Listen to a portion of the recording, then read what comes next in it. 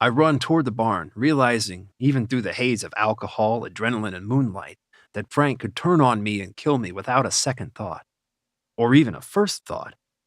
The Hadroid program was designed to produce a robot with human empathy, but Frank is an autistic 11-year-old.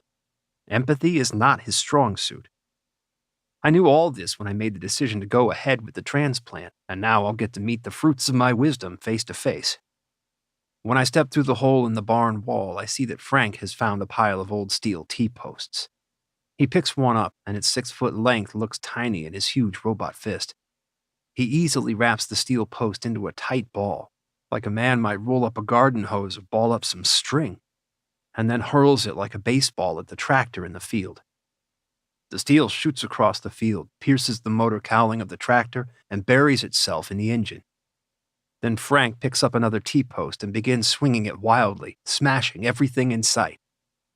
Until, eventually, he turns toward me. He's 10 feet tall and massive in every way. And unlike the relatively normal, natural movements he makes while in his human form, in his robot form, he moves, well, robotically. When he sees me, his eyes narrow, all menace and anger, and then his lower body rotates so that he can face me head on. I begin to wonder if human Frank is even in there, if he has any control at all. Actually, I think it might be better for me if the computer is in control.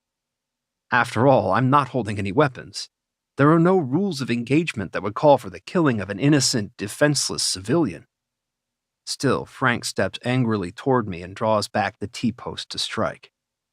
Despite the scotch, my mind is agile from fear, and in the micro-instant before Frank can swing, I gather in every detail of the scene before me. The robot's giant form, silhouetted in the moonlight that streams in through the holes in the roof. His midnight black graphene skin, swallowing light. His robotic features, cold and emotionless. I realize that his projectile weapon launchers have been deployed, and they now bulge from the robotic muscles on each arm just below his shoulders.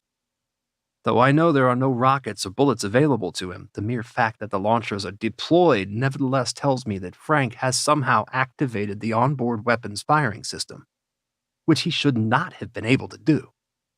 And I see his eyes, 2 glowing blue orbs that meet mine as he winds up to deliver his first deadly blow. Then he freezes. My heart pounds.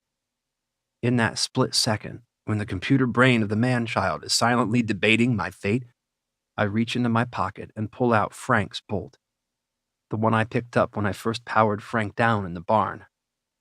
I hold it up and I speak to Frank in soothing tones. "Easy, Frank.